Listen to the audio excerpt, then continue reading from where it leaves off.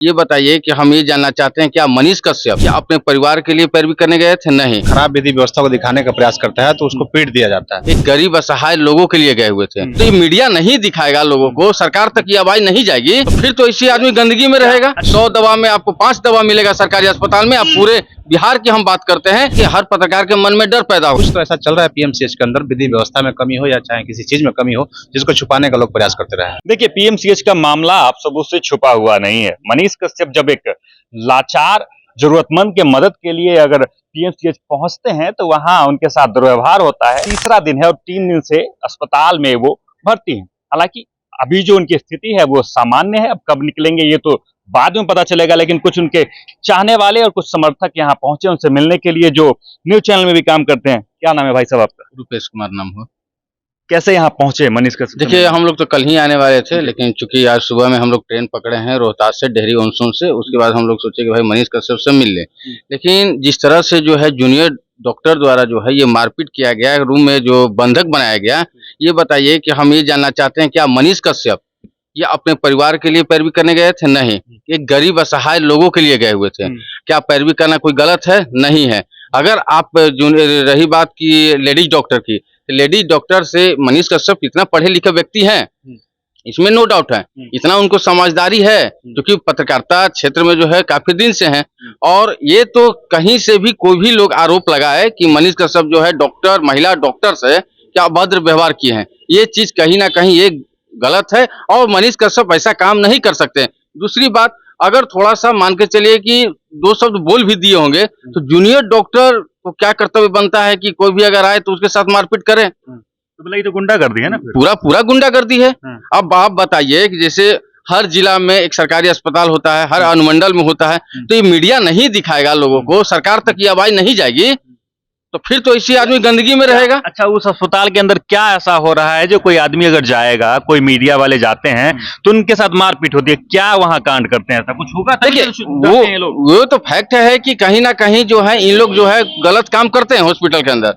अब मान के चलिए कि कोई पेशेंट गया, उसको सही से दवा नहीं मिल पाया, दवा देने का कोई और तो दे दिया कोई और। 100 दवा में आपको 5 दवा मिलेगा सरकारी अस्पताल में। अब पूरे बिहार की हम बात करते हैं, तो मनीष कश्यप अगर गए या हम ही गए किसी अस्पताल में, या आप भी एक पत्रकार हैं, आप भी जाइएगा भाई किसी का आवाज उठाने, सरकार तक पहुंचाने। अब मारपीट होता है तो ये तो फिर। अच्छा, आप पत्रकार हैं, अब पत्रकार पे लाठीचार्ज हो जाती है, पत्रकार के साथ मारपीट होती है, तो आप क्या गरीब और मजलूम का आवाज उठाने जाइएगा अस्पताल में? जाएंगे क्या आप? बिल्कुल सही बात आप है। जाएंगे कि नहीं? मैं एक पत्रकार के नाते पूछ रहा हूँ, क्योंकि हर एक पत्रकार के मन में इसके बाद तो डर पैदा होगा कि हम भी जाएंगे तो मेरे साथ भी मारपीट। हाँ, ये तो बात आपने बिल्कुल सही कहा कि हर पत्रकार के मन में डर पैदा होगा, लेकिन यहाँ पे जितने भी पत्रकार हैं, सभी को पत्रकार मानते हैं, जितने भी पत्रकार, सबको एकजुटता होना पड़ेगा। और जो भी अगर पीएमसीएच की बात करे, चाहे कोई और सरकारी अस्पताल की बात करे, वहां पर जाके जो है वो सच्चाई तो दिखाने से कोई बाज नहीं आएगा। हम लोग दिखाएंगे सच्चाई। चलिए, सच्चाई दिखाएंगे, क्योंकि आप भी एक पत्रकार हैं। और क्या लगता है कि ये जो गरीबों के साथ आवाज उठाने के लिए अगर कोई जाता है तो उसके साथ मारपीट होती है? कितना बड़ा बदसलूकी है ये? देखिए, निश्चित तौर से ये काफी दुर्भाग्य है बिहार के लिए कि अगर कोई खराब विधि व्यवस्था को दिखाने का प्रयास करता है तो उसको पीट दिया जाता है। ये देखिए, कोई पहली घटना नहीं है। इससे पहले भी कई पत्रकार पीएमसीएच में जाकर अगर वहां के सच्चाई को दिखाने का प्रयास किए हैं तो उनके साथ यही बदसलूकी किया गया, इसी तरह का व्यवहार किया गया। तो कहीं ना कहीं कुछ तो ऐसा चल रहा है पीएमसीएच के अंदर, विधि व्यवस्था में कमी हो या चाहे किसी चीज में कमी हो, जिसको छुपाने का लोग प्रयास करते रहे हैं। लेकिन गरीब का आवाज फिर उठाएगा कौन? हम आप जा रहे हैं तो हम आपको मारपीट दिया जा रहा है। जी, बात यही है ना, इस पे सरकार को या पुलिस प्रशासन को इस पर संज्ञान लेने की जरूरत है, खुल के सामने आने की जरूरत है। अगर इस तरह से व्यवहार पत्रकारों के साथ होता रहा, मान लीजिए पत्रकार नहीं है, एक आम नागरिक भी अगर किसी चीज के लिए सवाल उठाता है, इस तरह से धमकाया जाता है, ये कहीं ना कहीं गुंडागर्दी है। मतलब पूरे तरीके से गुंडागर्दी, डिक्टेटरशिप है। अभी तक ये देखा जा रहा है कि स्वास्थ्य मंत्री जो मंगल पांडे हैं, उनका अभी तक कोई स्टेटमेंट नहीं आ पा रहा है। और रही बात कि क्या मनीष कश्यप गुंडा है, बदमाश है, क्रिमिनल है? क्या रिवॉल्वर लेकर गए थे, कट्टा लेकर गए थे, किसी को मारने गए थे, किसी को किडनैप करने गए थे? ऐसा तो करने नहीं गए थे मनीष कश्यप। किसी से कोई बयान नहीं है सत्ता पार्टी। हाँ, वही बात हम बोल रहे हैं, जो सत्ता में बैठे हुए लोग हैं, अभी तक मनीष कश्यप के ऊपर जो कोई बयान नहीं दिए हैं, तो कहीं ना कहीं ये भी लग रहा है कि मंगल पांडे जो है, वो मंगल पांडे की चीज पता है, उसके बाद भी जो है स्वास्थ्य मंत्री जो है वो हाथ पर हाथ धरे हुए बैठे हुए हैं। चलिए, देखिए, कई सारे सवाल हैं और तल्ख सवाल हैं कि वो मैं आपके लिए छोड़े जाता हूं कि क्या पीएमसीएच में ऐसा कुछ कांड हो रहा है जिसको छुपाने का प्रयास किया जा रहा है? क्या पीएमसीएच में अगर आप मोबाइल लेके जाएंगे तो आपके साथ आप लगातार मारपीट होगी?